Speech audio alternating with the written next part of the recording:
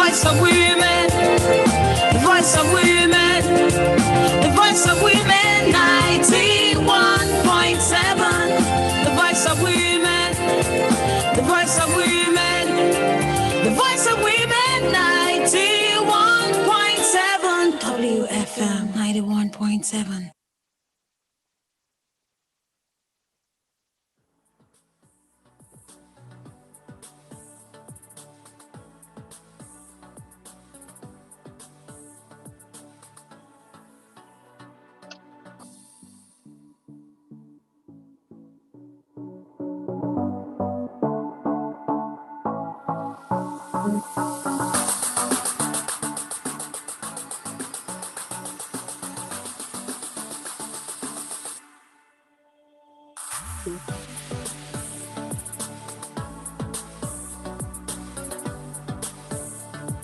Good morning and welcome to the first edition of the three-part Ramadan series for my Muslim sisters and mothers as we look at maximizing the benefits of Ramadan for women. My name is Zainab Suleiman Umar and I'm happy to be your moderator for this morning. I'm happy to be your moderator this beautiful Sunday morning, 25th of April, 2021. Today is 13th of Ramadan. Alhamdulillah. This three-part series was initiated following concerns that many women feel overwhelmed before and during Ramadan.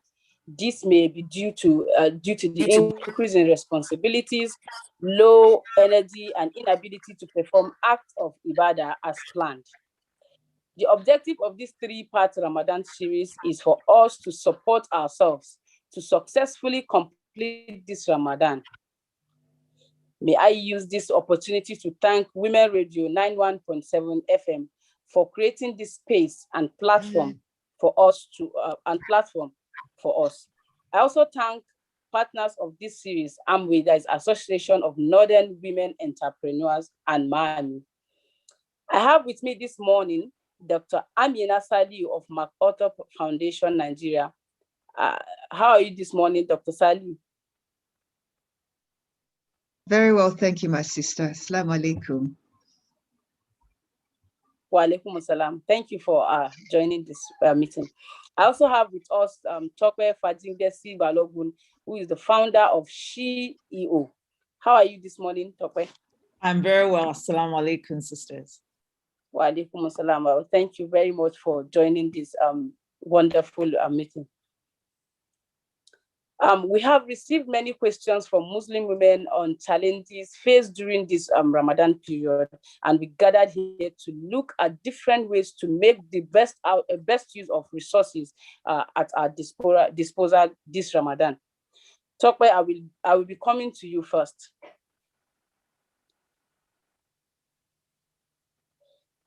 Chore? Yes. Okay, I'll be coming to you first. Can you, in 2 minutes, share what has worked for you during this Ramadan? Thank you so much. So I'll just be very brief with this. The first thing that has worked for me is something that has worked for me so far outside Ramadan is to get organized. Maybe because I'm an accountant, but I like to see everything written down. So it's important that, I write it down. I have my schedule. I have with me all of the time, either on my phone or in my book, a schedule of, okay, what time do I want to wake up? What time do I want to, after suhoor, what do I want to do? I put everything on the calendar, including when I want to sleep, take a nap during the day. So getting organized is the first thing for me. The second thing is to also give yourself some grace, to give yourself some room. I always just look at people and I'm like, the Quran was revealed, I think over maybe the prophethood's period was about 23 years. So why do you want to get everything now in the next 30 days? Like, give yourself grace, engage with the Quran in the way that is good for you, that works for you, that is like, we tried this month, we must try harder, but we mustn't compare ourselves with, everybody in life and everybody on social media. The third thing that works for me is I recognize my enablers and I recognize my barriers. I have an honest conversation with myself. One of my enablers is that by the time Ramadan starts, and when it started this year, I did this. I moved my alarm clock to my guest room. I moved it so that when it rings at 3 a.m., I just don't hit it on the head and sleep back. I have to get up and go to the other room and put it off. Otherwise, the entire neighborhood will wake up. By the time I have gone from my bedroom to the guest room to go and switch off the alarm clock, I will wake up. If I don't wake up, it's people from my village that are doing me. Finally, the barrier that I try to make sure that I, put a thing between myself and that barrier is social media. There's a lot of good in social media, but during the month of Ramadan, I know I can easily get distracted. So I just put everything in one folder on my phone and move it to the last page. Okay. That's a very good one, Ms. Tokwe. And also let's just look into this quickly. Like, how best can the woman time manage well during this Ramadan period, like waking up early in the morning, cooking for the family, getting children ready, tending to husband, balancing work and managing stress? How do you feel? How do you think is best for women to manage their time? So the first thing is, number one, get organized. The second thing is be very intentional.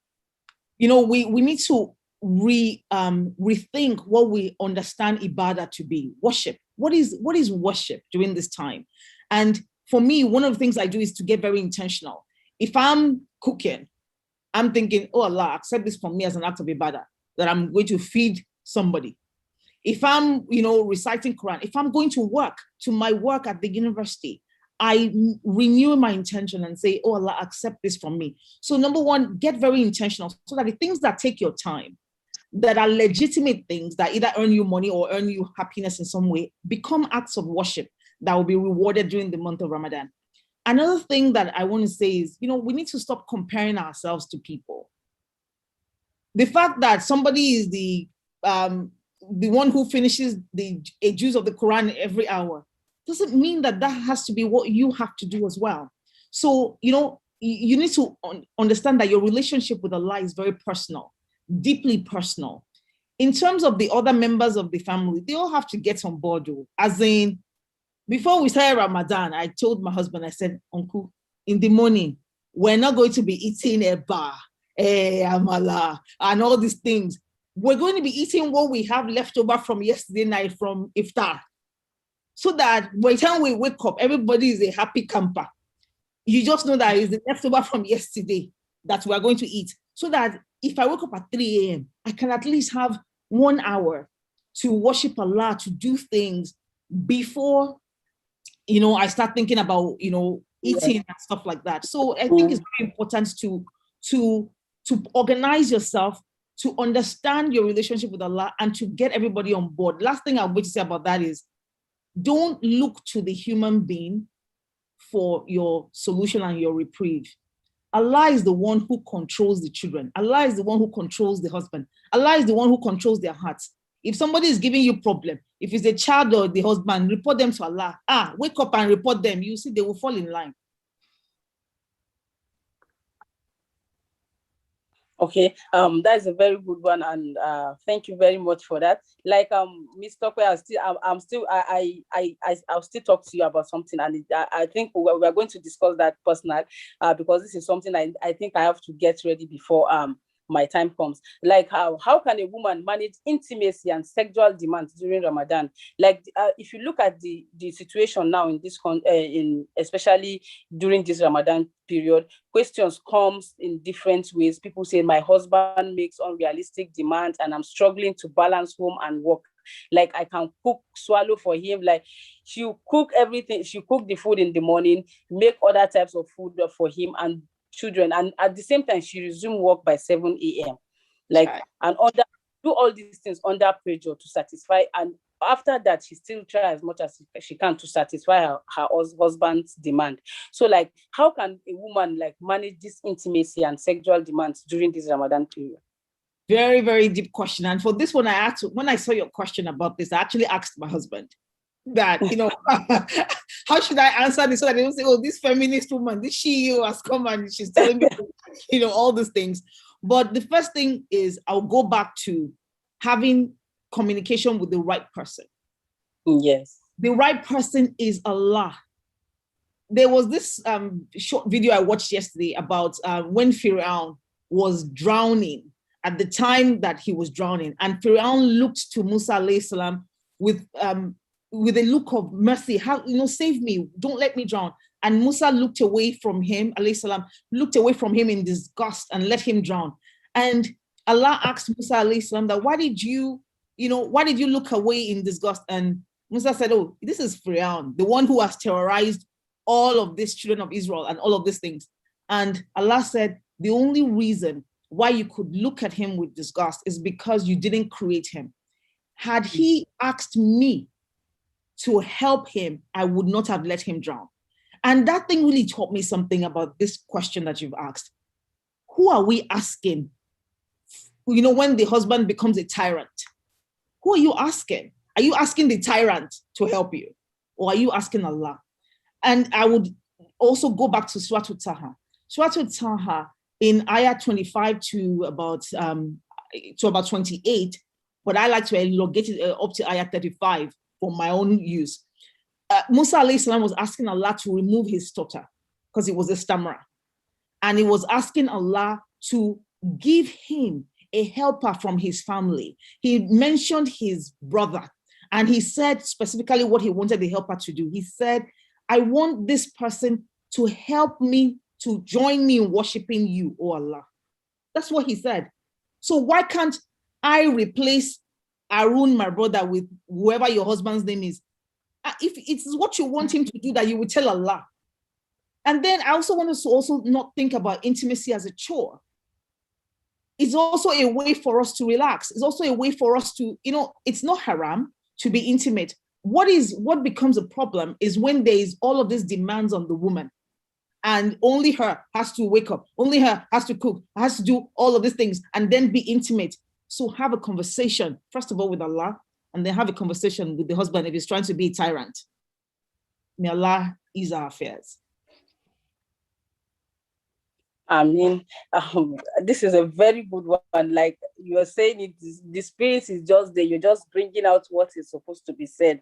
Like, I don't even know how to, I'm just too happy. Like, because even the people listening right now, they know that you're bringing out the spirit. You're talking about what is happening. Like, how can we, now looking at the way technology is, everything is technology. Right now, what we are doing is technology. Like, during this Ramadan period, most women feel as if technology is not something they can use in easing some work. Like, for example, now I'm taking maybe reading Quran for 2 minutes, like holding it will take you much more time. Maybe if you have earpiece or something, you'll be reciting Quran and at the same time doing your chores. So how can technology help women during this Ramadan period?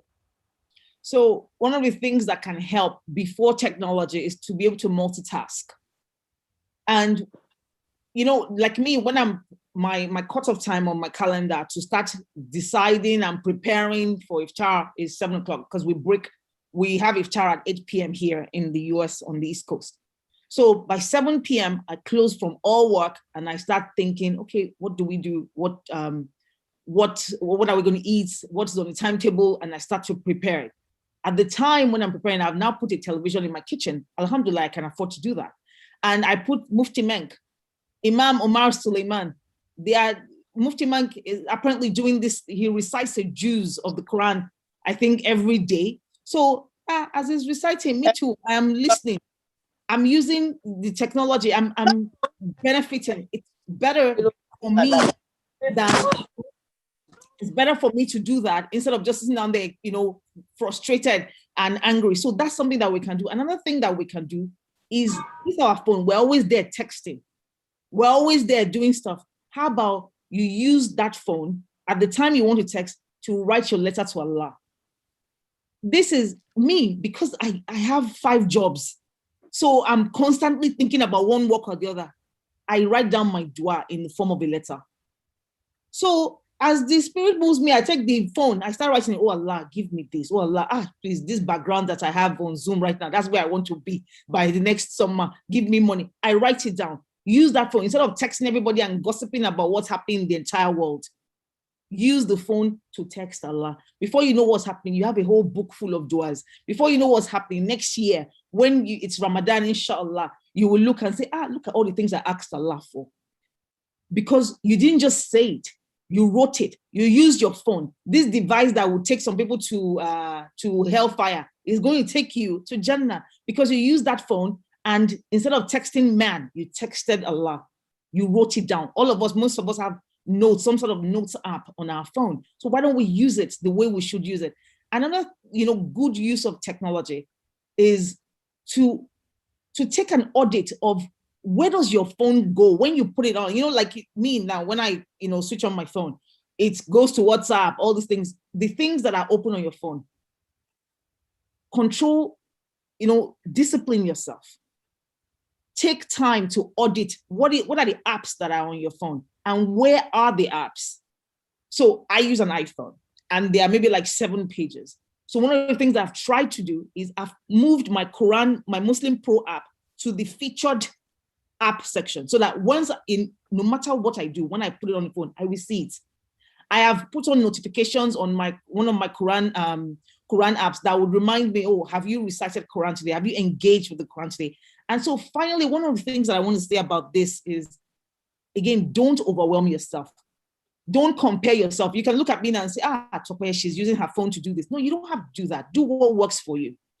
And as long as you engage with Allah, engage with the Quran, even if it is 1 ayah a day, and let that ayah speak to you. Think about it, reflect about that ayah. You might even get more benefits than somebody who sat down and just recited the entire juz and then went and started backbiting somebody else. So personalize the month of Ramadan. That's really my message. Personalize, give yourself grace and give yourself room to restart again. This is the 13th of Ramadan, and this is the 13th time I'm restarting this Ramadan intention. I started with, I want to read the entire Quran. Then somewhere in that, I said, okay, I want to only read Surah Yasin. Then now I'm like, okay, I just want to read 1 ayah a day. But every day I renew my intention, I fall and I start back up again. Okay, well, that is a beautiful one. Like, we really want to stick to time this time around, and because I want to finish at the right time. Since it's like this, I really want to go back to Dr. Amina at this moment. Dr. Amina, we will open the floor for questions. You can ask questions, and later you can also put questions on the chat. Please feel free to send private comments and questions to us if you don't want your name or your identity to be disclosed. So I will now take to Dr. Amina. If Dr. Amina. Assalamu alaikum, my sister. I'm here with you. Dr.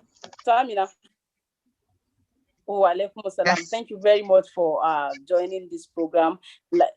I think Chore has already explained most of the things, and I know yours is going to be a different. So looking at this Ramadan, right? How can you also, in 2 minutes, share what worked for you during this Ramadan? MashaAllah. Assalamu alaikum, dear sisters and brothers. That's a greeting of peace, which is the best of greetings in Islam. And what I'm going to say, Zainab, you're right, is only to build on what my sister Chore has so excellently begun. And to say that for me as a Muslim, Ramadan does not start for me in the month of Ramadan. Because, the rest 11 months of the year, we're busy being a different kind of person. And then we want to be a different kind of person in 1 month. It can be challenging. If fasting is about taqwa, which is attaining consciousness of Allah, and this is something that a Muslim should have every day of their lives, then you can decide that the only difference is that you're not fasting every day, but every day of your life, you're having a consciousness of Allah. And what that means is that you're weighing your words, you're weighing your relationships, you're trying to do the best you can and trying to be your best human being. We're told in one of the hadiths of the Prophet Muhammad ﷺ that the best of us is actually the one that feeds another. So if you're going to do sadaqah, sadaqah is an everyday thing. It's the kind of thing that helps you build taqwa. All you do in Ramadan is ask yourself, how do I scale it up? So for me, Ramadan does not begin for me in the month of Ramadan. The values that I have are values that I bring. That's the first thing I would like to say. The second is that we must delegate. You cannot be superwoman. You cannot think you're the one who must do everything. You have boys, you have girls, and then you say the boys cannot cook. SubhanAllah. Anybody who can eat should be able to cook. This is my philosophy. Everybody in the family is a resource person. And there's so many different skills. I see sisters laughing. It's a very important skill because nurturing oneself is not something you should leave to anybody. And the Prophet Muhammad, peace be upon him, actually cared for his family. He nurtured his family. He helped his family, his wives, do household chores. So the best men amongst us are men that you see asking their spouses, what do you need help with? Our brothers should be asking our sisters, even before the sister says, I need help, because it's about a partnership. This is very important. So it's not about separating the gender roles, but using our resources very well. The third thing for me also is about setting small targets. And my sister Tokwe has also touched on this. There is no target actually that is too big or too small, but just look at yourself and say, this is where I find myself. This is what I can do. And say to yourself, Allah bless this intention. Remember hadith number 1, the very first hadith says action shall be judged according to intention. So even when you intended to do something and you don't complete it, you already have the barakah because you intended to do good. So I come with my taqwa, inshallah. I ask Allah to strengthen my taqwa. I delegate. I ensure that every member of the family participates, and I consult. Way before Ramadan, we have a family democracy roundtable where I ask the entire family, what is Ramadan 1442 going to be like? What are we going to do or not do? Who is leading the Taraweeh prayers? Who is cooking the meal today? Who is warming up the meal, like my sister Tokwe said, so that it is a time for bonding. It's really a time for reflection and for strengthening the family values, and not one for keeping someone subservient to the others. Let me stop here because of time. Jazakillah khairan for the question. You know, I'm going to ask you another question while I wait for my sister Zainab to get back. And you know, I'm happy that you've touched on some of the things that I have, talked about. So can you talk about fasting exemptions and obligations as it relates to pregnant women? And I see somebody has already asked that in the chat. Exactly. Yeah. I was just looking at the chat and I was seeing someone asking, what does a pregnant woman need to do according to Islam? And let me begin by saying that Islam is very dynamic. Islam is a religion of science. Just read, from Fatiha to Nas. It's a religion of science. So let no one tell us what science is now discovering is what Allah subhanahu wa ta'ala has made us now know about, which has always been there. And there's so many different instances. And with pregnancy, there's also a whole lot of science that is emerging. But Islam has always prioritized the well-being of the Muslim. And that is why the rules and the sunnahs, there are hadiths around pregnancy, there's fiqh around pregnancy, there's fiqh around even the traveler, even the elderly. So let me take all of those together, because the intention of that question is about vulnerability. When you feel vulnerable, what do you do? Or when you're sick or you're pregnant or you're traveling. Depending on your wellness, if you feel you are not able to fast, you are by all means exempted, because Allah is so merciful, and it's actually the mercy of Allah that we're all enjoying. Let me put it this way. And the role of a mother is so absolutely important. A mother in this part, as somebody who is carrying a child, who is going to birth a child, is a very special position. You remember the hadith we've heard about someone going to the Prophet, peace be upon him, and asking him, who should I honor? And the Prophet said, your mother. And the person asked a second time, and a third time was still your mother, until that person asked it a fourth time before the Prophet ﷺ then said, you can honor your father. So the mother is in a very special position in Islam. And at the time when she's bearing that child, there's so many important du'as and so many important things that the mother needs to do then, that fasting is only just one of them. And if it's going to harm you or it's going to harm that child, because, you know, we have different kinds of pregnancies, let me put it that way. Some women will carry pregnancy and they don't even remember they're pregnant until the day they have to drop the baby. Some pregnancies come with a lot of, you know, should I say trial, because even trial is a blessing in Islam. And so you really don't have to stress yourself. Many ways to be a good Muslim. You can feed the poor. Well, Dr. Amina, that's you a have very the good child, one. Like, sorry, yes, I Zainab, had let me issues just with my complete network. my Like, thought. this Sorry. is another. There's another comment on intimacy. Dr. Amina. Yes, Zainab, I was just going to complete my thought about pregnancy, and then I'll take the one on intimacy, because I was also taking it along with when you are sick. The best amongst us is they who feed the poor. So don't think that Allah wants you to starve yourself. No, it is the piety and the taqwa that Allah wants. So if you're not able to fast, there are other ways in which you can actually take care of those who are fasting, and also repair your fast, maybe not even immediately after the baby is born, but maybe when you get your strength back, and you know that, yes, now I can fast again. And if you intend to fast, it's important that you repair that fast before the next month of Ramadan comes around. So the question about intimacy, my sister Zainab, did you want to ask that, or you wanted me to just go straight ahead and talk about intimacy?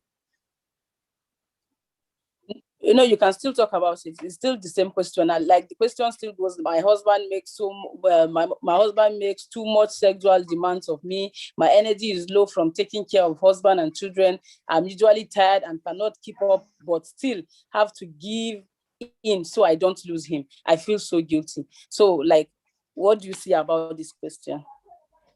I think I'd like to approach this question from an intervention that my sister Tokwe had shared earlier, when she said, having moments of intimacy with one's spouse should not be a chore. It should not be something that you're bored about. It should be something that you look forward to, that you enjoy, because Allah has given it as a blessing, as a way to strengthen, we are each other's cloaks, so to say, to strengthen that bond. And I'm sure you've heard about the fact that in the initial days, you know, when fasting was prescribed on Muslims, Allah subhanahu wa ta'ala in his infinite mercy then decided that, look, we would allow you do whatever you want to do from after you've broken your fast, because the men could not just keep away from their wives, and they thought they were fooling Allah subhanahu wa ta'ala, who is alim in ghaib, who sees the unseen. So he knew that really this man and this woman really need their intimacy, they need their time together. Now, what you need to do, and all men are not the same, just like all women are not the same, it's important to have a dialogue in a relationship, that you cannot substitute communication. So if you've always had a lifestyle, Ramadan does not come and throw that lifestyle out of sync. If you need to renegotiate, you sit and you renegotiate. Family life is about negotiating all the time. And there's nothing like a man asking for too much sex. There's nothing like a woman asking for too much sex. In a relationship, it should be mutual. It should be beneficial. You should be able to tell your spouse what you like, what you don't like. It is not about the man coming and jumping on the woman and jumping off. That is not what it is about. If you make it worth her while, and you touch all of her nice spots, and she's happy with you being intimate with her, you would enjoy your spouse. It's a two-way thing. It's about each person enjoying the other. And Ramadan should even make it very special, because you see the hours are now limited. So it's the kind of thing that you should be looking forward to say, oh, we have just these few hours, you know, before Asbah for Sahur. So let's enjoy each other. Let's talk to each other, you know. And if you are delegating, you're not going to feel burdened. Second thing is, if actually you are also very organized, like my sister Tokwe had said earlier, then you factor in that intimacy time. And it's actually during intimacy that you can raise very difficult questions, like, you know, my darling, you know this amala and pounded jam and tuwon shinkafa you're always asking for. It's a killer. It's not even healthy for your body.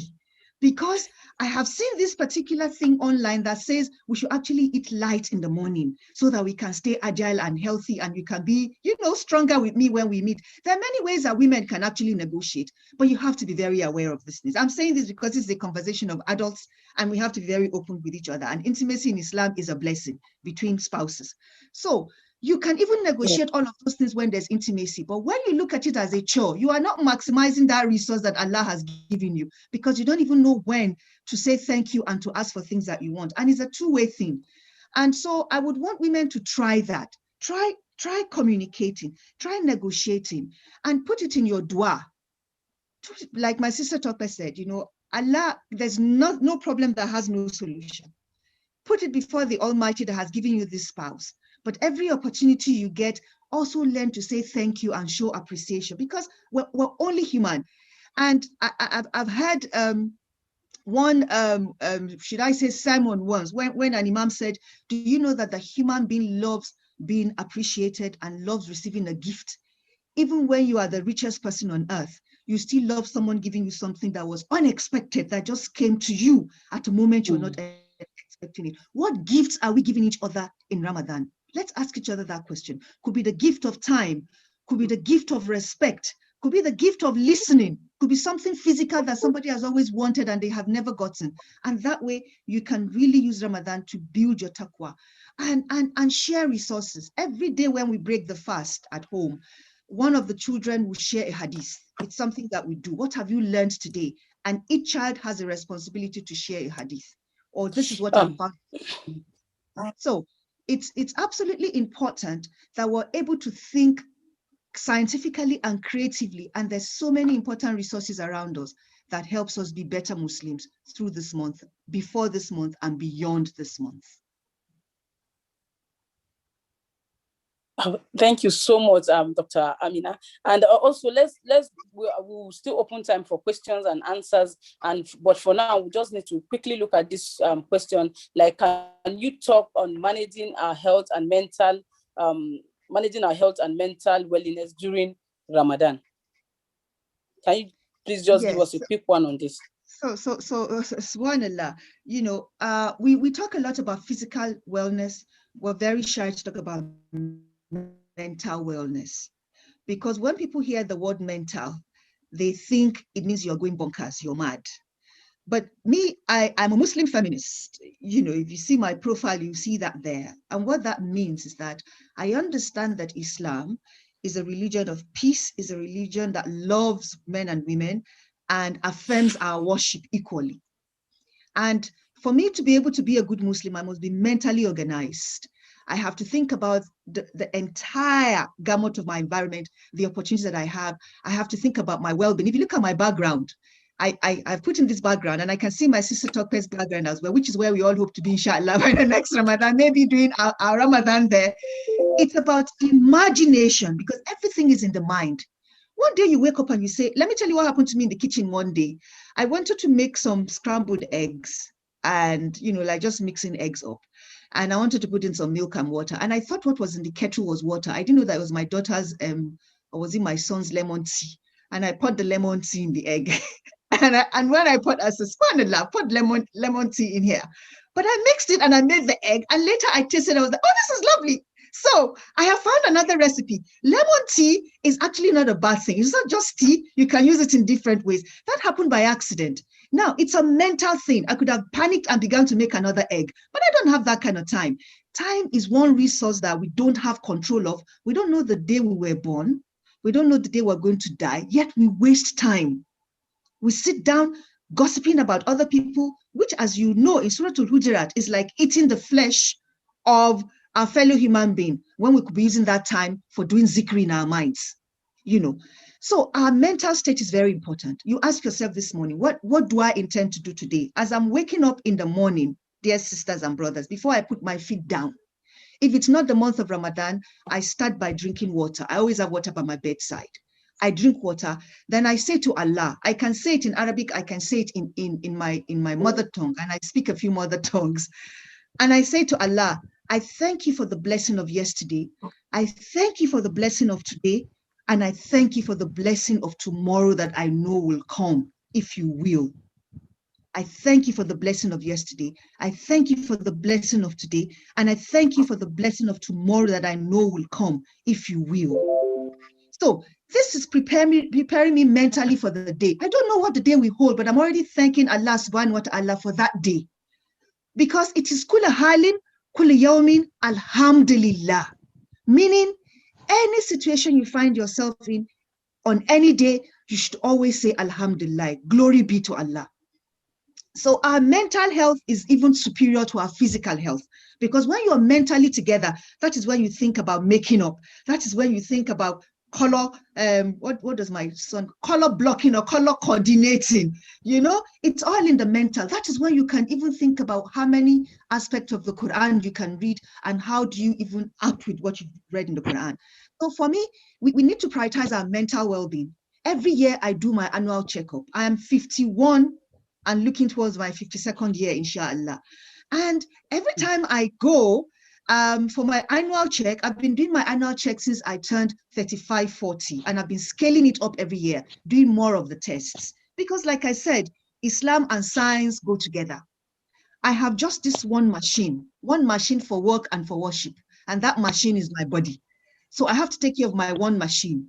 And when I go, I see my gynecologist, I see my my ophthalmologist. As you can tell, I have 4 eyes. And I also see my psychiatrist. I see my psychiatrist because I want to talk to somebody that understands the psyche. Look at all we are juggling. Before we started this conversation, my sister Tokwe, my sister Zainab Hafsat, my sister Tom were having interesting conversations about our other lives. And there's so many things we're doing. And because women are always multitasking, we have been told that biologically, since our brain is wired to be able to do many things at once, embrace it as a strength. But you see, that's also very challenging. So having a time that you can talk to someone about some of those things you have bottled up is so very healthy. It's important that we have good friends. It's important that we have good friends. I've said it twice. And what do I mean by good friends? I don't mean 10,000 friends, the one that will tell you to bring 100,000 to buy a Shobi. That is not a good friend, though. Because if I took that 10,000, 100,000, I can feed 100,000 people for a day. And the blessings and barakah they would give me is sending ahead 100 million blessings for me in Jannah. What do I need 100,000 Ashwebi for? When you open your wardrobe and you see so many and you don't want to do with them, look at COVID. Subhanallah, we were locked in for so many months. And when I looked at my wardrobe, I saw clothes and I'm like, Amina, think, reflect, look at you now. Allah is showing you what really matters. All you wear is your pajamas and you just put your scarf. Like you're seeing me now, you don't know what is under because all you're doing is seeing me on Zoom. And I edited my wardrobe. And I made a tighter, more conscious decision to say that anytime my clothes got to a dozen, I would edit them. So I have my scarves, I have my abaya. Those are my outerwear. But anytime I had, basic cloth, sewn clothes that have reached a dozen, I would give them out. And I'm asking Allah subhanahu wa ta'ala to help me keep that mental attention because it reminds me that COVID was not just about lockdown. It was not just about hunger for food. It was also hunger for taqwa, for us to remember the things that matter and to stay focused. So, I mean, there's so many things that we can say about mental and physical wellness, but, time will not permit, but maybe if there are questions around it, we can return to that. But I'm so glad that that question came up. So, I think you'll be moderating me next. Yes, I'm ready. I am very ready for that. And I have a final question for you. And I think, this is so right what you've started. How can the woman achieve Ramadan goals with ease? Because this is a challenge that a lot of people think. What are the ways that they can achieve ibadah, spiritual devotion with ease? MashaAllah. And I'm so very happy that we're live on Women Radio 91.7 FM. The founder of Women FM and I go back a long way. She was my senior in secondary school, my sister Tone. So I'm always excited when she and I communicate. And is also live on YouTube and Facebook at WFM 917. And I hope the questions will come in because we really need to make our time to answer the questions. And my sister talked about some of those things to answer your question are what we're already talking about. And you shouldn't be hard on yourself. There was something you had said, earlier about grace. Ramadan is a month of mercy. It's a month of redemption. It's a month of forgiveness. Sisters and brothers, forgive yourself first. Know that you are not perfect. Know that you are not perfect. Allah subhanahu wa ta'ala is the only one who is perfect. There's a very, amazing way to say it in Hausa. And I'm going to tell you what that means in English. The Hausa would say, "Mutum tara ne bai cika goma ba." A human being is only 9 out of 10. In other words, it's Allah subhanahu wa ta'ala who is 100 over 10, if you get what I mean. So forgive yourself. Be kind to yourself. Look after yourself. Don't even look after yourself as a nice to do. Sometimes we take care of ourselves as a nice to do. Take care of yourself as a need to do. Because when I'm in the house with my husband and my children, I wear t-shirts, I wear leggings. There are times when I make my hair with the most colorful of ulu, wool, because wool, you can do your alwala and it is acceptable. And sometimes when I'm feeling patriotic, I'll do green, white, green. Other times when I feel like the rainbow, I take the rainbow colors and I make my hair with, because for me, it is a need to do. I need to show my children that, look, I am aging with grace. And there's nothing wrong with aging because you can take good care of yourself. I need to show my husband that, look, that young girl, when you and I were wearing t-shirt and jeans all over, is still inside. And, she's all yours now because you're all mine now. So it's important that we don't just do this once. We need to have a policy as a Muslim. What is your policy as a Muslim? This is what I'm asking everyone now, because my policy as a Muslim is that I would embrace the mercy of Allah. I would forgive myself and I would seek redemption. And that means I would think about myself as important, because if I don't have my mental and physical health, I cannot do all of these things. I will embrace all those who are around me. I will show gratitude. Gratitude is so important. We are taught to say thank you. We are taught to say I am sorry. Those are so very, very important. Sometimes you say you're sorry, not because you were wrong, but because you just want your peace of mind. And you don't know for sure whether you're actually wrong in parts, because only Allah subhanahu wa ta'ala should be the judge in some of these issues.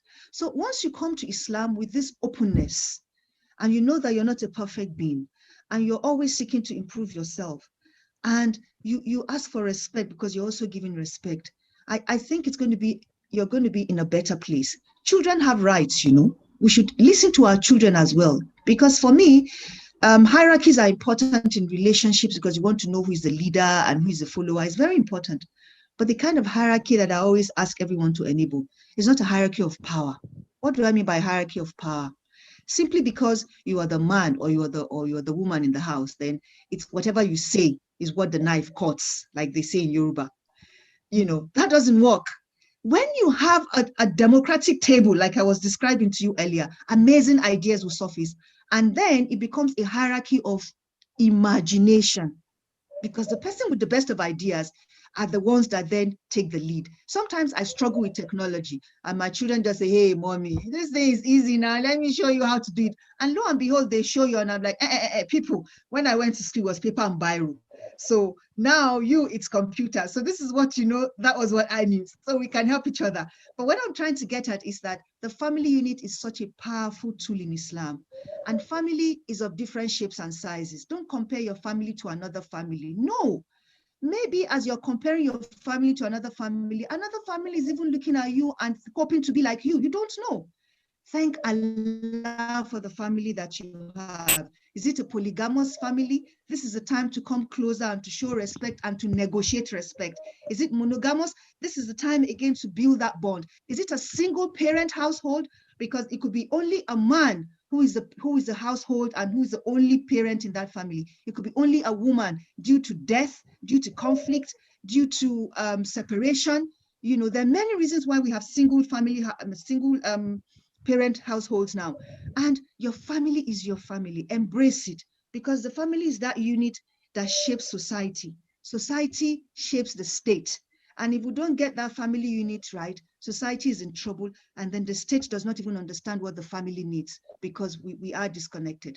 So the woman is very important, no doubt about it, but so is the man in the family. So are other members of the family, including the children, and Allah knows best. Wow. I learned so much from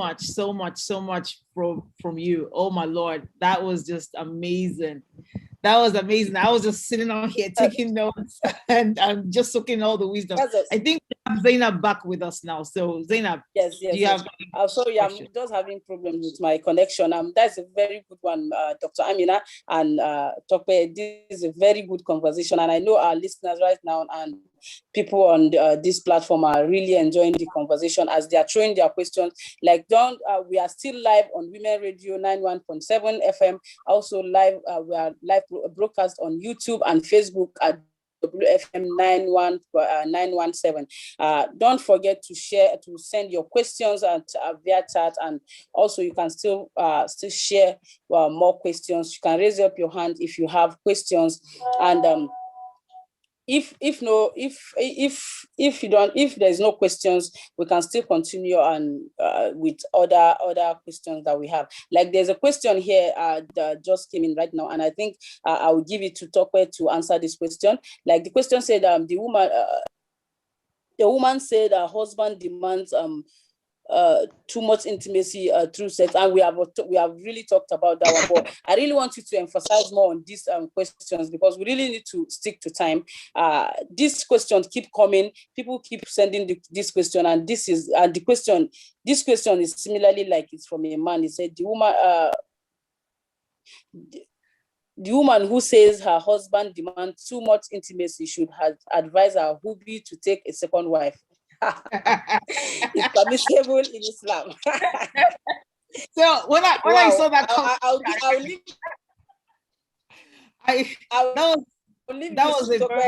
this to Tokwe to say something. So, that I saw that comment and I was just laughing, and I was hoping that it would not be me that will be asked to take that question. But you see, first of all, I will never, ever, ever say that what Allah has enjoined is forbidden, because a believer has no say in what Allah and His Prophet ﷺ have said is allowable. However, I would also issue this caveat, and I hope the men are listening. You want to practice polygamy, no problem. Understand that it puts more work on you, because you also have to justify how you arrange your home as a man. It just means that in front of Allah on the day of Yawm al-Qiyamah, I can take some of your good deeds. Mm-hmm. And I also think that sex is important, intimacy is very important. I think these are mutually enjoyable actions that people don't need to make into. I think people always, when it comes to women's rights and marriage rights in Islam, people just bring it down to this chore and this set of fatwas that make the woman look like she's in prison. It shouldn't be that way. If you are a good man, I don't think your wife, and you are helping, I don't think she's not going to be able to satisfy you. But if you want to take a second wife, go ahead and feel free to do that. That's your problem. It's between you and Allah. Me, I always say, look, when I was single and people would ask me to be their second wife or their third wife, I'll say, I don't mind being your second or third wife. I don't. However, you must have an oil well.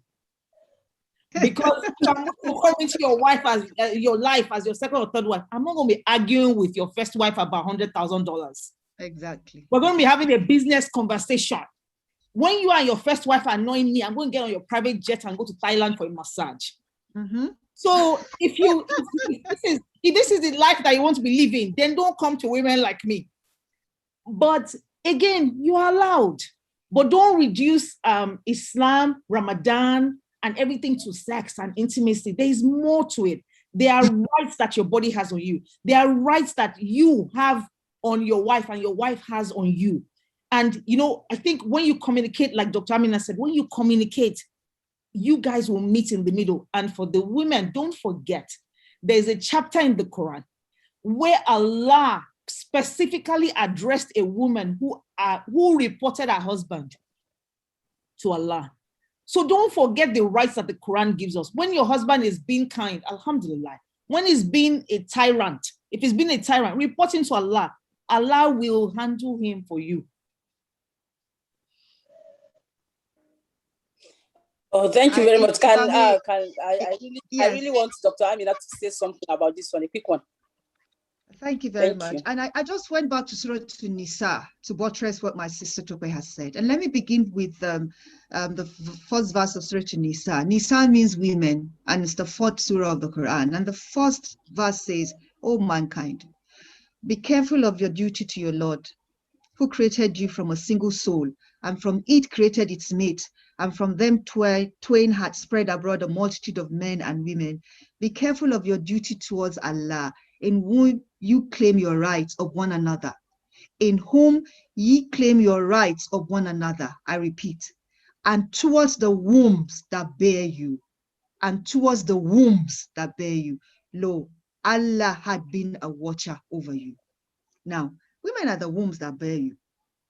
We tend to have a lot of respect for our mothers, but we forget that the woman who is another person's wife is somebody's mother. And this question was a tongue-in-cheek question. It wasn't really talking about, the way I understand it, about the fact that Islam allows you to marry more than one wife. It is about saying, look, if you cannot do your duty, then step aside and let somebody else do it. That's not the point. Duty in Islam is a two-way street. And like I said earlier, honestly, for men who just go into their wives and just jump on them and jump off them, you are not impressing them. You're not impressing me. That is not what Islam intends. Foreplay is very important. Massage your wife. Your wife massages you. You know, talk to your wife. Your wife talks to you. And try to build a relationship. Having a second wife is not a solution. If you want to marry a second wife as an act of ibadah, by all means, may Allah grant you the barakah of that ibadah. Because some men marry a second and a third wife out of ibadah. You see a man marry a widow, for example, who is past childbearing. So you're not marrying because you want to be enticed. You're marrying maybe for ibadah. That's different.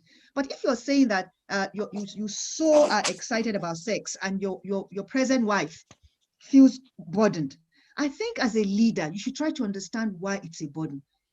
A leader solves problems. A leader does not add to their problem. You have to show mercy and you have to be mindful of the womb that has borne you, because that womb that has borne you also is in your house as the womb that is bearing another. And when I talk about childbirth, I'm not even talking about biological childbearing, because in Africa, every woman is a mother. If you're not a biological mother, you're a social mother, because you're raising somebody. You're a mother in a family. So if you really want to marry another wife, it's very important that you think carefully and you look at it as an act of ibadah, because you know, again, it's in Surah to Nisa. And it tells you that if you fear, and this is the third verse, if you fear that you will not do fairly by the orphans, marry of the women who seem good to you, 2 or 3 or 4, 2 or 3 or 4.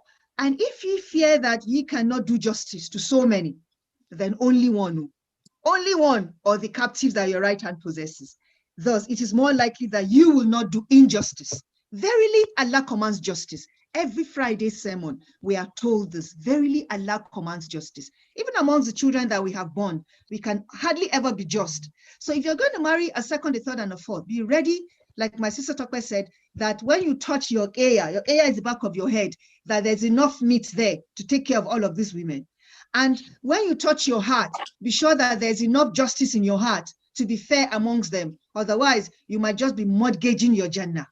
So it is very important that you think deeply about it. But from my own perspective, a husband and a wife should try to find solutions to problems. And if it's the month of Ramadan, why can't you sacrifice? If you used to have sex 3 times a day, why can't you have it once? What's the big deal? After all, it's a mercy of Allah. And there are many ways to have companionship. Intimacy is only one way. There's so many ways for friends to have companionship. Moderator, my sister Zainab, with your permission, there's a question that I saw that I'd like to address. And I think it's about asking what are the do's and don'ts of pregnancy. Okay, yeah, if you will permit me to address that. Yes, I thank you very much. Thank you very much. Message, but I really want us to like look at this message but if you really want to talk about it, you can talk it a quick one. I would like to do that in a minute. I would like to speak to that in a minute. Time because we are I'm also watching time, and my assumption is that we have to 12:30. Forgive me if I'm wrong. So I want to take the question in 1 minute quickly. And because it's a very important question because majority on this call are women. I heard that we also have some men, and alhamdulillah, but this is a women's forum. But learnings like this are the kind of learnings that is important for us to take beyond this kind of forum. I'm sure that is why the partnership is doing this. So the moment a woman is pregnant, we have been told that you keep it to yourself. It's a moment when you increase zikr, that is, dua and blessing Allah and thanking Allah for this gift, because you probably know you're pregnant from like 4 weeks or something when you have missed your period. You only tell the closest of people to you because of the evil eye. You keep it to you. And then you increase your good deeds, doing sadaqah, and sadaqah is not just feeding someone or giving out money, even kind thoughts, kind words. And you begin to think about a good name for that child, whatever is going to be the sex of that child, because a good name in Islam is very important. That child will get the ruhu. The ruhu is the spirit in Arabic, breathed into them when they're about 4 to 5 months. By the time that baby gets the ruhu, that baby is already a being, just like you. All of that baby's destiny, the number of years of that destiny of that child's destiny is already prepared. What that child will do in life is already known. And only Allah subhanahu wa ta'ala can change that child's destiny. So you begin to pray before your 4 months. That is why dua is very important, that child gets a good destiny. And yet you don't tell people that you don't have to tell. You don't go on social media and say, yeah, it's a girl, it's a boy. You keep it to yourself and you continue to do your dua that Allah grant my child a good destiny, make my child a good Muslim, make this child the coolness of the eyes of the mother and the father and the grandparents and everyone around this child. And then by the 5th month, be careful of what you say, because the child can hear your voice. That baby can hear your voice. That baby is tied by the umbilicus to your entire system. And that's why it's important what mothers eat in pregnancy. And I'm sure the doctors would have told you this, and the nurses. It's important you eat healthy. It's important you stay away from things that will harm that child, because you want that baby to be a healthy baby. And reading the Quran is very encouraged. Like my sister Tokpa said, even if it's not you reciting, turn on a recitation. Every Muslim woman should have Muslim Pro on your phone if you have a smartphone. And Muslim Pro is only just one tool. There are many other tools. Just Google them. Things that give you important learning that makes you use social media effectively. And so a pregnant woman should prepare. Don't wait until the last minute. If you know you've been having a child by CS, it is Allah's will. All of those things about, she's having a baby by CS, that is nonsense. Don't even bother yourself. Allah subhanahu wa ta'ala that has seen the problem has also provided the solution. Prepare. Don't wait until that child has given you 9 months. You will not be running around looking for money. Forget about all that, Ashwebi. Tell me, Gida, that is your husband. Like they say in Hausa, if you were spending 100 naira on food before, cut it down to 70 naira, start saving 30 naira for that child that is coming. Finally, sisters and brothers, family planning is important. Islam accepts family planning. Look, the lump of flesh is not yet live until the ruh has been breathed into it, and that is at 4 to 5 months. So if you don't want to have a child, you don't have to have a child. Space your child and let the woman be able to catch her breath. Let her recover her body. You shouldn't be having a baby every year. If you have girls, alhamdulillah. If you have boys, alhamdulillah. The most important thing is barakah for a child, not the sex of that child. Because any child can aspire to be anything if you pray for that child and you support that child and you nurture that child in the path of Islam. So it doesn't matter what sex your child is. May Allah make it easy, and Allah knows best. Thank you, moderator Zaina. Amin. Thank you very much, Dr. Amina, for this quick one. And also, we have questions coming in, but we are really going to talk about this one because it's very important. She said, one of the questions said, okay, we have this one. It says, don't forget, you can still raise your hand if you have questions. If you want to ask your question, you can raise your hand and we give you time to ask, a chance to ask your questions. One said, great responses and experience sharing. However, most of what's being said needs to be heard by the men, but all participants are female. To get chance, they need better Islamic education. Another said, okay. Another said, okay, we keep having messages coming in. MashaAllah, this is a message for both genders. May Allah guide us through Jazakallahu khairan. Well explained, Dr. Amina. These are questions coming in, and also I'm going to throw this question to Tokwe, then Dr. Amina will still also respond to it, and because it's a very quick question, like looking at the situation in the country, if you look at finances and other things, everything now in Nigeria. Now, how can we manage our finances during and even after Ramadan? It can be challenging, especially with the cost of living. Like, I'm going to throw this one to Tokwe to say something before Dr. Amina will explain more. First of all, I'm very glad that this question came in, because for those of you who know me, I'm an accountant first and foremost, and secondly, I'm an Ijebu girl. So when it comes to money, I'm always thinking in terms of the money, the naira and the dollars.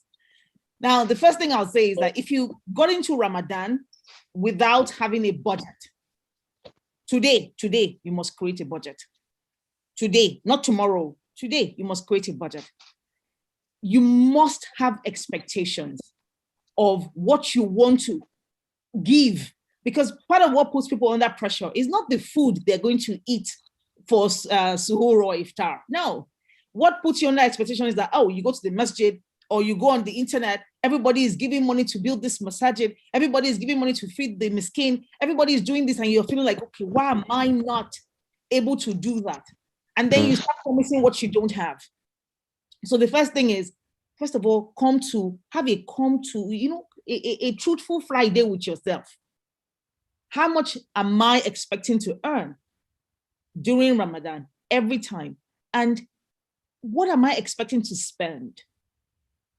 Me, I write down every penny, whether naira or dollar, that I'm going to spend before I have to spend it. If you come to me now and ask me that, Tokwe, please give me money, there will be no space, so it will be next month when I collect my salary, because there's already some people that I've planned for from last month. There's already something I've already planned for from last month. So we have to plan.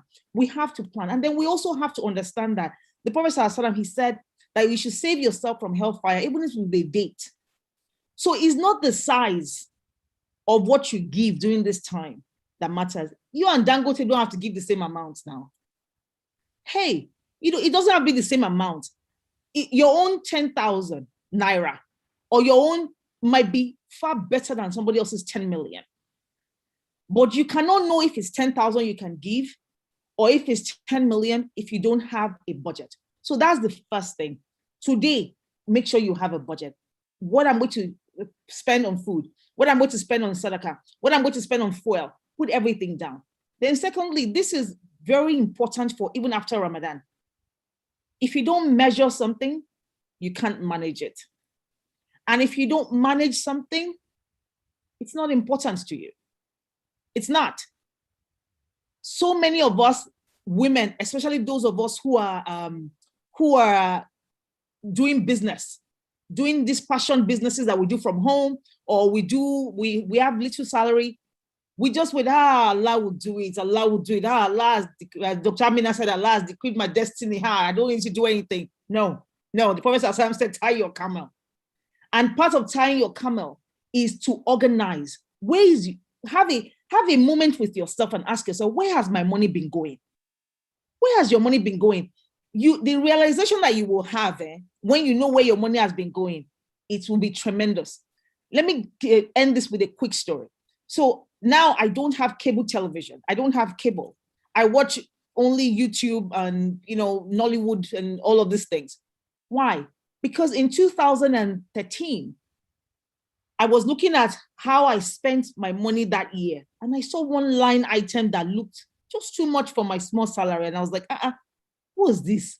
What did I spend this money on? And I saw it was to our cable company, Comcast. I said, subhanallah. Unless I'm now acting inside HBO, unless I'm there, I'm part of the cast, these people are not taking my money. So I removed it, and nothing happened. I did not die. But if I wasn't organizing my finances, if I didn't have the book to look at and say, hey, talk about how much did you spend on and what did you spend it on, then I won't be able to make that decision.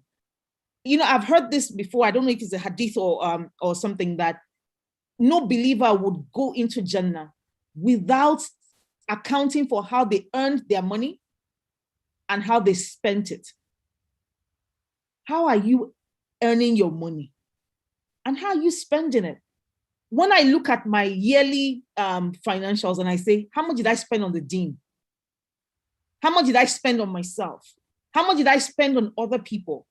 I always have a realization of what I need to change. We need to be aware. If you don't write down the food that you eat and the exercise that you do, if you don't track it with all of those apps, you won't lose weight because you won't have a realization of what's going on. So be organized and have a budget. This is the time. And finally, purify your earnings. Purify your earnings. You cannot be raising your hand to Allah and be saying, oh Allah, help me, help me, help me. But your clothing is haram. Your means of food, your food you consume is haram. The means of livelihood that you have, the thing that pays your salary is haram, is gambling, is prostitution, is things that Allah has said you should not move close to, then you want Allah to answer your prayer. Please, my people, let's do better.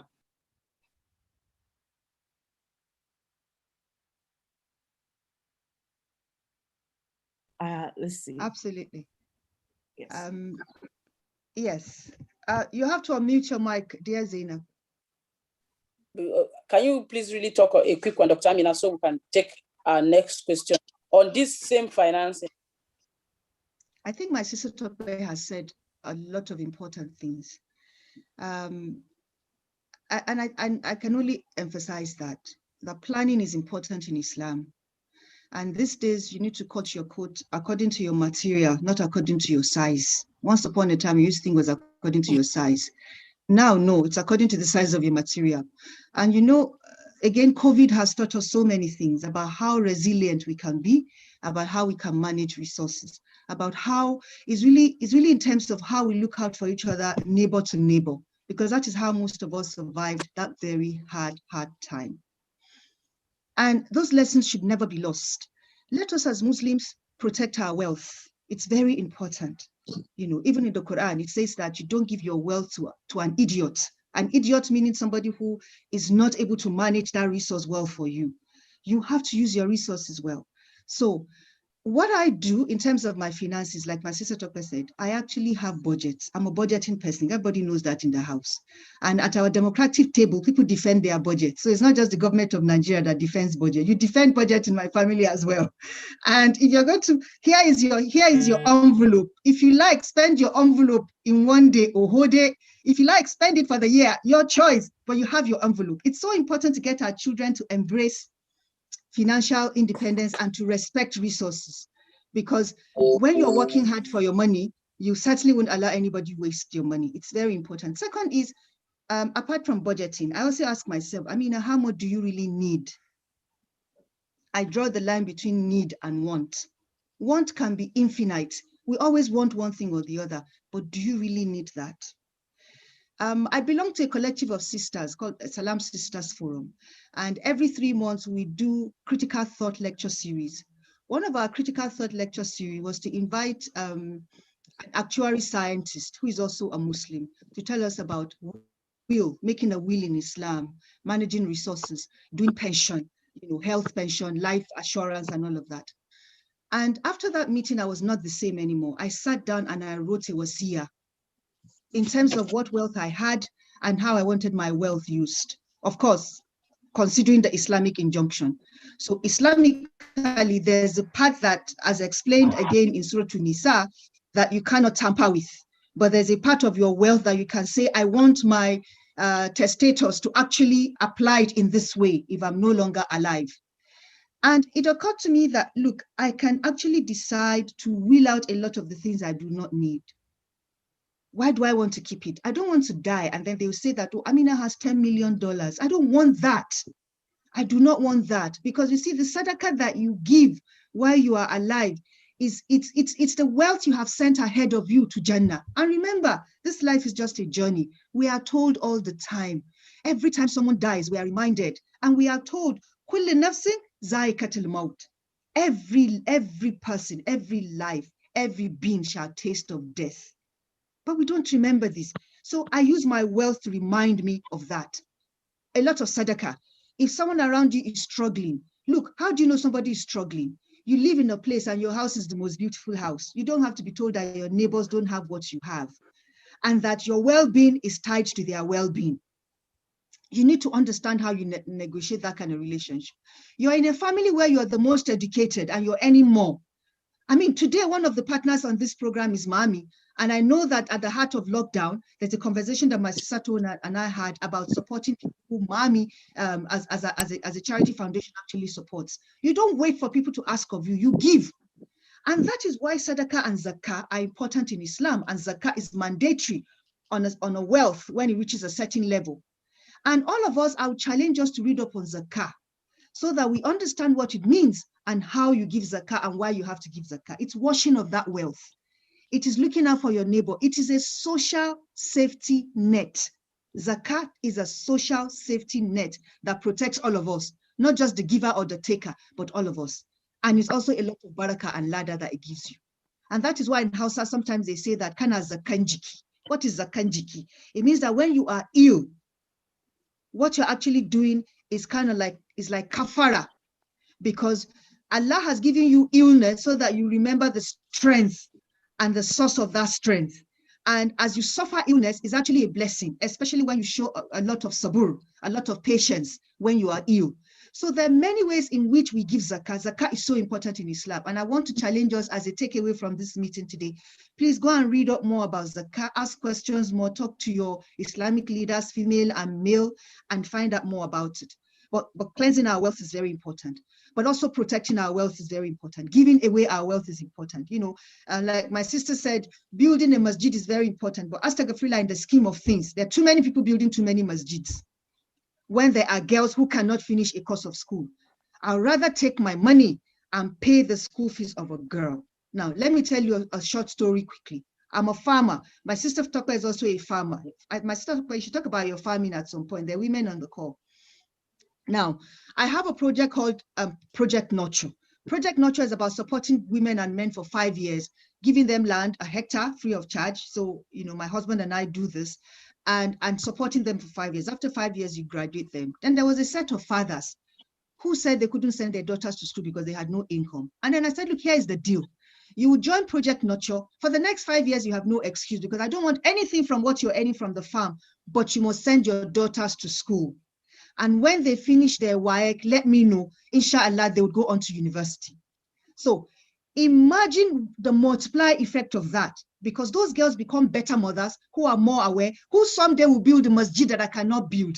So if I don't build the mosque now, I'm building the blocks. Someday somebody will arrange the blocks and we build that masjid. But we have to think strategically. Let us give sadaqah with our right hand without our left hand knowing. You remember that hadith, that the best of sadaqah you give is the one that your left hand does not even know it. Because Allah subhanahu wa ta'ala knows what you give, knows what you do. And your wealth would increase, and Allah will continue to bless your wealth because you're protecting your wealth. You are struggling for your wealth, you know, and you're using it in the path of Allah, and the doors will open furthermore. I know I've said a lot on this thing, so let me keep quiet now. Wow. MashaAllah, that is a very nice one. Thank you very much. Don't forget, we are live on Women Radio 91.7 FM, also live broadcast on YouTube and Facebook at WFM 91.7. Don't forget to raise your hand, have questions, and don't forget to chat up your questions and send to us, and we'll read directly. If you really don't want us to say your name, we'll read your questions without your name. And also, we still have a lot of questions, and I can see Jumai Mohammed raising her hands. But before that, let's quickly go for this. Let's go for this question, and it's directed to Dr. Amina. She said, Salam, yes. Dr. Amina. I'm not sure I heard that properly. If you get pregnant as a married couple, are you saying if the couple choose not to have the child for whatever reason, they are allowed to terminate as long as the child is not up to 4 months? I get prevention of pregnancy, but I'm not so sure termination. So can you, Dr. Amina, can you quickly clarify her on this? So absolutely. Thank you so very much, because we're actually talking in the context of family planning. Thank you so very much. And the fact that Islam allows family planning, and termination of pregnancy is not a family planning option. No person in their rational mind will say, well, if I get pregnant, I can take out the pregnancy. And so let me use it as family planning. It is very irrational. It is actually disrespecting Allah, because Allah has already put that barakah there to say that child spacing in Islam is allowed so that the mother can actually recover. And in Islam, the person who births the child, hello, I hope you can still hear me because it says my internet is a bit choppy. The person who births the child, thank you. The person who births the child does not have to breastfeed the child, as you know in Islamic culture, taking it from the Arabic culture. So it's a moment of ease. It's a moment that allows families to have different options. However, there are instances where it is a situation of the choice between the life of the mother and the life of that child. We have had, even in science, we have instances where a woman's life is threatened. It is allowed to take out that pregnancy. But it's the kind of decision that you have to take quite early, because when it even advances, it's a danger to the woman. And Islam is merciful in that regard, because this is the debate that I've had with people who are more knowledgeable than I am. And I'll ask you to also do the same thing. Because in Islam, that lump of flesh in the first 1 or 2, 3 months is not yet a being. It becomes a being when it gets a beating heart, and it becomes a Muslim when it gets a soul. And it doesn't get that soul at 4 months. We have had debates, and remember I told you I'm a Muslim feminist. We have had debates about the personhood of women's bodies. And one of the debates is around access to family planning. And the fact that we've had instances whereby the man will say, no, you cannot have family planning. You have 7 children and I want more children. They are all girls, so you have not given me a child. SubhanAllah, the Allah that gives girls is the Allah that gives boys. Look, if I have to choose between that woman, I see my sister talking laughing. If I have to choose between that woman having an 8th, 9th child, sisters on the call, I will support her to take out that pregnancy at 1 month. I will. Because you see, the 7, 8 month children and 7, 8 children are already there, and they need support. They need a mother to raise them. We have lost too many mothers in the labor ward, much more than even, because statistics is always giving the average, and the average always hides the actual figure. But what I am saying today, and what I always say to women, is that do not leave your health in the hands of another person. It's beautiful to have children, but it is a shame to us, especially in northern Nigeria, that most of our children are roaming the streets, that we have to make our children into almajire. They have to leave their communities under the guise of Islamic learning, which they don't learn, because if you stop and interrogate one of those children, you would hear that, look, your tajweed, which is your intonation and proper pronunciation of the Quran, is way better than theirs. Children who are supposed to have been Islamic scholars right from childhood, because they're not getting the learning that they're getting. It is a sin and a crime to bring to this world children that you cannot care for. Let us be honest with each other.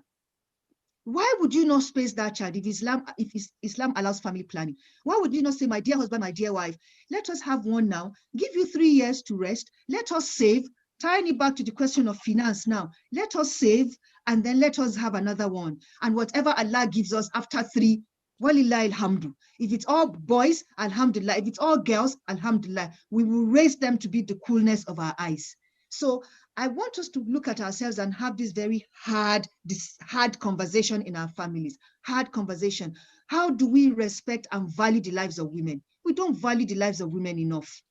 We think they are there forever to just keep doing for us. Whereas we are told to honor the womb that bear us. Is that how we honor them? By burdening them, by disrespecting them, by turning them into baby machines and then starving them. And I heard of an instance where the women told us in a focus group discussion that some of the men are divorcing them because they're saying they are having many children. I said, what? You're having many children, but they have refused to allow you to do family planning. Allah subhanahu wa ta'ala has given us rationality. In that instance, I will go for family planning.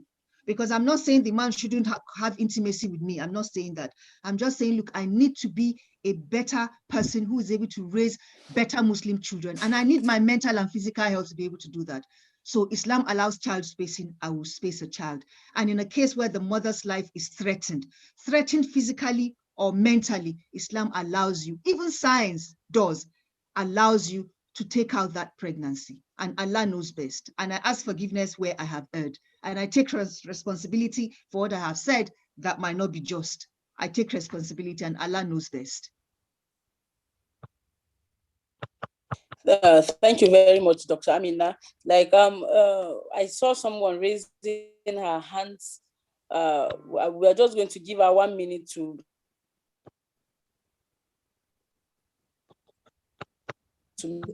make a comment or question, so we can. I'm not sure I see the person on the call anymore, but there was somebody who wrote a comment in the chat box about how may Allah provide for us. Keeping to a budget with a lot of on our desk is not easy. I want to make sure I said something about that. It is definitely not easy. It's not. However, it's all about what we want to do. And a budget doesn't have to be elaborate. A budget doesn't have to be complicated. I teach a budgeting class, and I always tell my students that your budget can be on your phone. Your budget can be in Excel. Your budget can be in a book. Your budget can be in an app. Just make sure it's something that you understand and is easy and is accessible to you, so that you know what it is that you're doing at any particular point in time. And your budget should accommodate changes. Don't make a budget that is not flexible. Don't budget for all of your money. I always leave room in my budget for whatever the heck Tope wants to do to make her happy. Like yesterday, I didn't feel like cooking, and I decided I'm going to spend out of my budget to go and buy food that we'll use for iftar. If I didn't leave room in my budget, I won't be able to do that. So you have to be flexible. You have to understand that, we're not machines, we're not robots, and these things need, a little flexibility and ease of getting to. And Allah make it easy. And I would also suggest that, we've been taught that we're reciting Surah Al-Waqiah. Surah Al-Waqiah is the very next, surah after Surah Al-Rahman, which is actually speaking to asking for Allah to ease our financial affairs. It's very good. But in Islam, you pray and you walk. You cannot pray and then arrange your legs like my mother will say and expect that manna is going to fall from heaven. That was the time of Nabi Musa alayhi salam. Now we have to manufacture manna ourselves. And what I hear us saying about budgeting is not that you have to have a lot of money. It's saying to yourself, even mentally, I have 10 naira. How am I going to assign it? What are my priorities? That is what budgeting is about. What are my priorities? And as much as possible, and some days are easy, some days are hard, set aside a little something for the rainy day. Days when you can't, alhamdulillah. But when you set aside that little something for a rainy day, because it will rain, this is weather we are talking about now, it will rain, dear sisters and brothers, and you should be prepared, however little. And we shouldn't be alone. It's important that we stay close to family. And even when you help your family members, don't think you're helping them because, they're so troublesome, they're so whatever, they are around me. Where you can give, because you don't know what's going to come back to you. Where you can share ideas with someone about where they can get good loans. There was a time I was talking to somebody about Jaiz Bank because I didn't want to take a loan that had interest, because interest in Islam is it's not permitted. So Stanbic IBTC, actually I opened an account with Stanbic IBTC because they had a halal account. And then they came back to me later and said they were not going to do halal anymore. But that's the story for another day. But what I'm trying to say here is that there are banks that do halal support. There are cooperatives that give you support, that help you tide over. Don't be an island unto yourself. Be part of such organizations that can help you. Share those ideas with other people. Spend your money in ways that allow people, like they say, go to do the fishing themselves. Don't just give them the fish, because you can never give them fish endlessly. If you give somebody croaker today, maybe tomorrow is tilapia, they feel like eating your catfish or salmon. What are you going to do? But when they have their fishing nets, and they can go to the river where there's salmon or tilapia and catch the kind of fish they want. In other words, give people a means of livelihood. Don't think you have to give them livelihood all the time, because it is not sustainable. You must do things in a way that is sustainable, and Allah knows best. May Allah make it easy. That's a very, Amen. Thank you very much. Due to time, we are going to wrap up now. Can we have your final note? Tope, let me just give it to you so you can give us your final notes. Then we'll go to Dr. Amina. Okay, so I want to say two things in closing. And before I say that, I want to say, may Allah forgive us for any errors that we've made. May Allah accept this as an act of ibadah for us. And the first thing I would say is, Surah Al-Waqiah, my sister mentioned about Surah Al-Waqiah. I want to draw our attention to that Surah Al-Waqiah, because, Yoruba will say, that's like the surah you used to find money. But I always tell people that Allah sees in Surah Al-Waqiah, ayah 63, that see the seeds that you sow. Mm-hmm. Is it you who make it grow, or is it us? So meaning that you have to sow a seed. So in embracing that surah, which I love, make sure that you are also sowing something, you're putting something forth. And there is no better time to sow than now. Think about how you spend your life. What kind of work do you do? Think about it. Purify during this month of Ramadan. Ask Allah fervently to remove you from the path that doesn't benefit you. If you're working in a place where you are a loan shark, my sister has just talked about how interest is haram in Islam, and the Prophet ﷺ has talked about how you will be punished for different parts of, this, you who documents and all of these things. This is the time to raise your hands to Allah and ask Allah, give me something else. Give me something beneficial. So let's not be timid during this month of Ramadan, ladies. Let's be bold. Ask Allah for anything and everything. Don't ask Allah for things as if you are writing your food list. Because when you're writing your food list, you only write based on the money that you have. But ask Allah, Ya Fatah, the one who opens doors. Ask Allah, Al-Wahhab, the one who bestows. Ask Allah, Al-Razak, the one who provides. Ask Allah, Al-Rashid, the one who is able to guide you and guard you. So, just ask, be bold. This month, we have about 17 days left. My sisters, let's be bold in our ask and understand that Allah is the one who gives and is the one who takes. May Allah bless you, and may Allah, honor you all. Thank you very much. Dr. Ami, now please, a quick one. We just have a few minutes to go. I hear we need to go. That's fine. I have shared a dua that I hope that our host will actually put up for you, because I'm looking for ways to make life easier for women. And I'm going to leave you with 3 things that I want you to hold on to. That is your faith. Hold on to faith. Faith is not what you do in Ramadan. It's what you do all the time. But at the same time, use the last 10 days well where you can. And for a woman, even cooking for your family is an act of ibadah. So don't feel you're not doing ibadah. You're doing ibadah. You can have your ear pod in your ears as you're cooking, doing other things. Faith is very important. The second thing I'm going to ask you to hold on to is family. Family is very important. And family, like I said, is defined in different ways. But think about the needs of your family. Think about the people who are close to you. Be more generous, be more understanding, be more forgiving. It's absolutely important. And you're also part of family, so remember to forgive yourself. The third thing I'm going to ask you to hold on to is feminism. Feminism means not being oppressed and not allowing yourself to be oppressed. That is what I mean about feminism. So negotiate respect wherever you are. Also give respect. Okay. Very crucial. Family, faith, family, and feminism.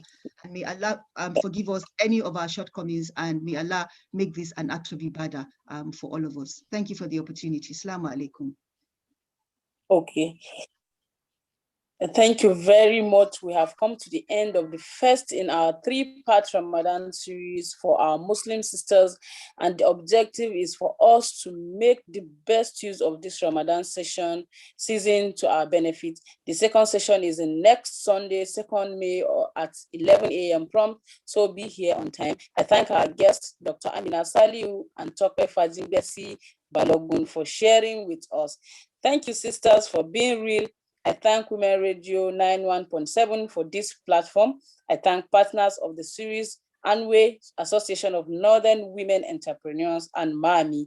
Most importantly, I thank you for being here. My name is Zainab Suleiman Umar, and I wish you Ramadan Mubarak. Good afternoon.